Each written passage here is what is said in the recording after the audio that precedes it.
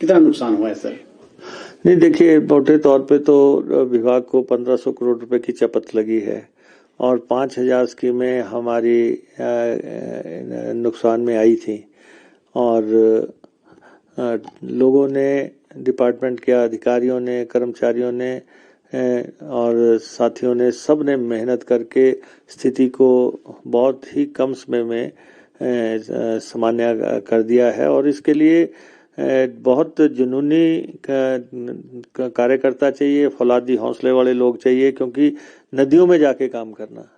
हमने देखा लोग जो है, नदी इतने रौद्र रूप से बह रही है जो सब कुछ बहा के ले गई, लेकिन हमारे कर्मचारी जो है उन नदियों में भी गए,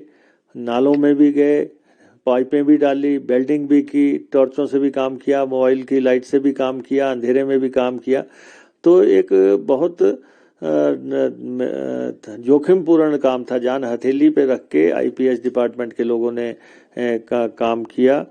और इसलिए मैंने लोगों से कहा था कि थोड़ा संयम बढ़ाएं, थोड़ा धैर्य रखें। आखिर जो लोग स्कीमों को ऑपरेशनल कर रहे हैं उनके घर परिवार हैं, उनके भी बच्चे हैं, उनकी भी पत्नी है, उनके भी भाई बहन है, उनके माता पिता हैं। आखिर आपको पानी देते समय हमें उनकी सुरक्षा का भी ख्याल करना है। तो फिर भी सुबह 4-5 बजे भी लोगों ने स्कीम ऑपरेशन करके मेरे को व्हाट्सएप भेजा कि ये स्कीम अब ऑपरेशन हो गई। और ये नहीं है, चीफ इंजीनियर्स, एससीज खुद जो है मौके पे खड़े रहे, खुद जो है उनको हमने ये कहा था कि स्कीमें जो है सिर्फ लोअर कर्मचारियों पे नहीं आपने छोड़नी, आपको खुद भी वहाँ खड़े होना है, आपको खुद भी हाथ लगाना है। और आपने ऑफिसर्स ने जो है सब जगह से काम किया, तो आज स्थिति को हम समझ सकते हैं कि हमारे कंट्रोल में है और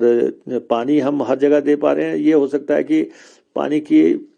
औसत कम हो, कि जितना वहाँ पे उस शहर में लगता है या उस गांव में लगता है उससे कम हो, लेकिन इतना जरूर है कि हमने चाहे उसको किसी और सोर्स से जोड़ के ले लिया हो, कहीं किसी गांव की स्कीम से शहर में दे दिया हो या शहर से गांव में दे दिया, वो ऐसा हो सकता है। लेकिन हमने मेथड सारे लगाए और आज पानी तो काफ़ी हद तक, जो कि हम पहले कहते थे कि पानी पानी कर देंगे, तो हमें लगता है कि वो स्थिति जो है प्रदेश में ऐसी भयंकर बनी कि उसको नियंत्रित करने में विभाग को बिल्कुल हमने लिस्टें मंगाई हैं कि जिन कर्मचारियों ने जोखिम में